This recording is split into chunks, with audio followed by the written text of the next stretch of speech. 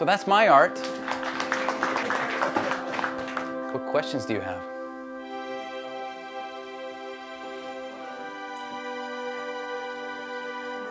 So that's the concept, is that it's a private home, and we can have people over to our private home, just like you are now, right here.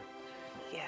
A salon, and we can do events. And because of my background, because I'm the city's hybrid events producer, from everybody from the city to you know, the chamber, to our library, to our arts and architecture series, I'm the guy that brings my cart and sets up 3 cameras and all the infrastructure, these lights, just like this.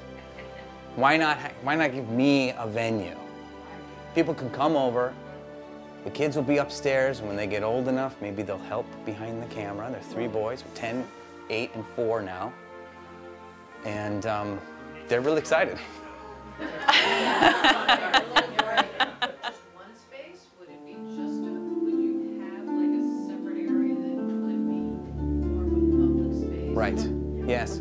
Yeah, so it's large, it's 7,000 square feet. It's 1 acre, and it's in the middle of 35 open acres, 35 acres of open space. The room with the door with the 2 windows, where that open up, and we see the 360-degree mural. So that's the interpretive center. That's our Carmel Museum, as it were. That's the place where we can talk about Carmel's rich history. We can have a TV in there. People can watch films about it, the restoration, and whatever we create there, we can have it'll be a screening room, but also art on the wall for local artists hanging right alongside historic artists. So the room with the fireplace in it, well, there's many fireplaces, but the bigger room, we were talking about how fun would it be to have it feel like you're stepping into 1910? Like, how fun would that be? To feel like you're sitting in the living room with the Sterlings. Would that be fun? Because it's on the National Registry of Historic Places, we have to keep it historic on the outside. So why don't we make it feel like you're stepping into old times? But we'll modernize it so that people can attend from anywhere in the world with our hybrid functionality. So small groups can come and attend our events in person, but people can attend remotely for our great events. That'll allow us to attract some of the greatest thinkers in the world with Carmel's rich brand, to bring them here, maybe stay with us for a weekend and produce a course on their art, and then release that, and then everybody could go to school here. Just like when William Merritt Chase came, remember? Yeah, just like that. But now it's 2023, so it's a little different. Cool. So that's like what's next. We have this idea to get to the bottom of how much it costs to restore it. The city, in order to get the curatorship, we have to be responsible for the restoring the basic systems of the home, the plumbing, the electrical, and the mechanical. And we don't have access to it. We didn't have enough access in 2018 to really come up with our good numbers, and it's also 2023 now, so all our numbers need to be revised. So that's what we're proposing, is allow us to go in there for 4 months with expanded access, and my contractors can submit some cost estimates. By the end of the 4 months, we'll know. We'll know what phase 1 is, and 2 is, and 3. And if we can raise enough money for phase 1, we can get the lease for $1 a year and get started. But it's going to take some work, and we have to determine if the public likes this or not. And so that's why we would do a public capital campaign for pledges.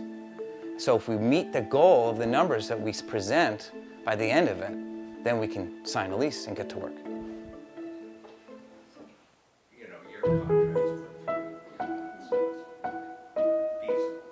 There's other examples, many. Their concern is that the feasibility studies is somehow circumventing public process. That's where they're at right now. They're thinking about that. Because, you know, do we do an RFP and allow everybody to throw their hat in the ring, or do we do this feasibility study, which we proposed, we've sent our revision to? And we're not actually asking them to do one or the other. We're asking them to do this. If we don't raise our goal, if the public doesn't respond well to it, well, then you can use what we find to do the RFP, and we'll save you a lot of time and staff hours to update the numbers. 2018, and that's when we applied. So they did some interviews with 3 parties. We weren't interviewed at that time because we didn't fit the bill. They wanted somebody with a lot of money who could put a lot of money in and not expect any type of, capital. They never own it. No one will ever own this but the city. So they did negotiate with a couple, but eventually it fell apart.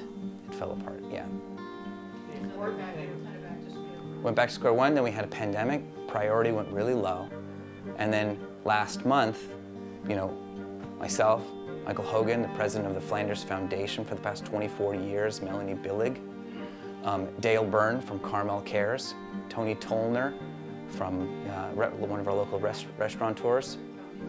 So, and my architect, Thomas Bateman Hood, we spoke, 5 of us, kind of surprised them at their annual strategic meeting. And they said, okay, well, I guess we're going to elevate this to be a priority this year. And that was the goal, is just to get on the board.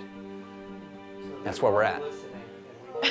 Also, this is, we are demonstrating our ability to be stewards of the city through this marketing. If we're telling the story of the city, I want to prove it. I want to show that I'm capable, that we can be respectful and inviting and flexible.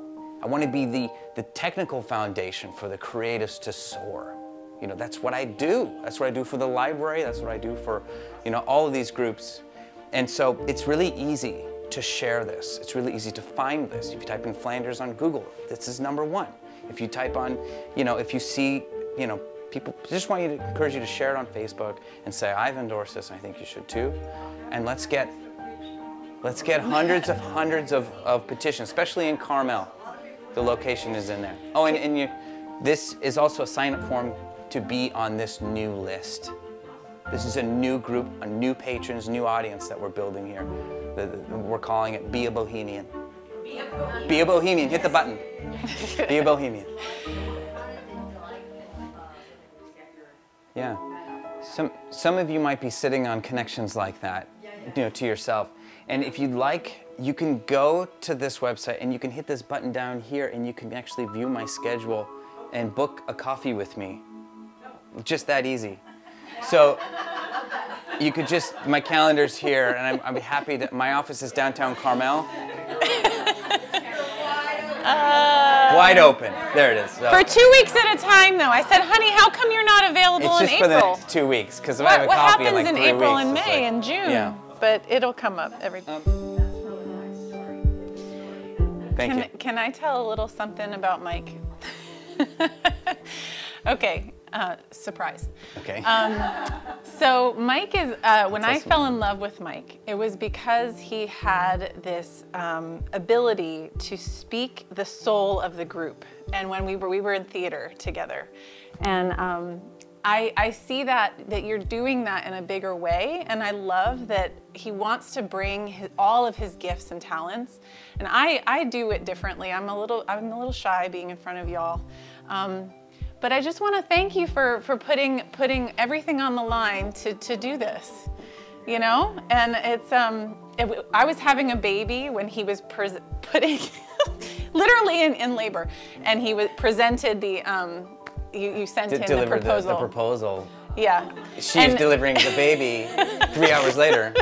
But that was his way of delivering his own baby. This is for the good of everyone, for the good of not just...